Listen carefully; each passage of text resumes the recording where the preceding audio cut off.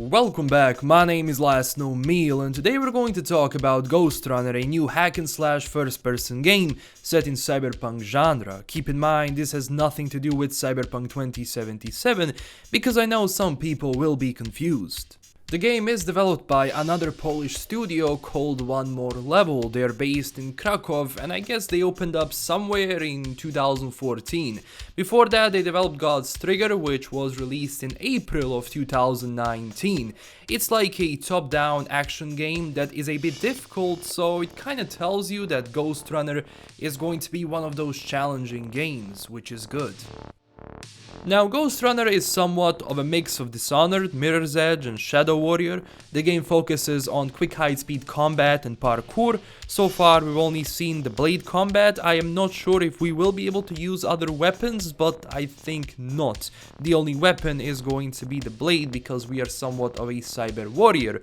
So you have various augmentations and skills to use. For example, in the demo that was shown, we've seen the bullet time mechanics as well as dash that you can use during combat. You also have a grapple, so you can cover high distances on marked spots. From everything I've seen so far, the combat itself is going to be brutal and unforgiving.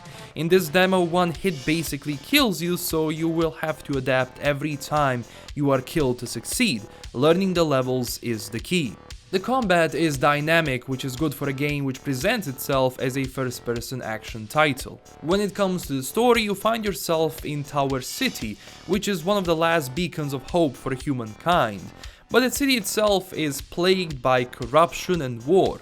After a global cataclysm struck Earth, a person by the name of the Architect built a tower where everyone that is left lives now. Imagine it like a huge mega building. Apparently the Architect died mysteriously years ago, so right now the world is ruled by the Keymaster. In the Keymaster's logic, a person's worth depends on the category of implants they have, defining their whole lives. The implants that you are given during childhood determine which social group you belong to. If you weren't lucky enough to get a good life, there is nothing you can do. We also saw in the demo that a certain rebellion started, probably against the Keymaster, and you as a cyber warrior will have to fight your way through the top of the tower. In the demo, we've seen a couple of moves, the gameplay itself looks nice, and hopefully the kills are rewarding and satisfying, but we shall see, depends on the variety of enemies we are going to fight.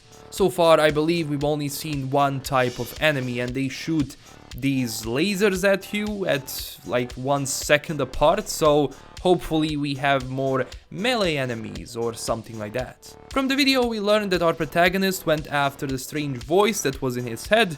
The entity behind the voice was locked up, and at the end of the demo you free him from his jail.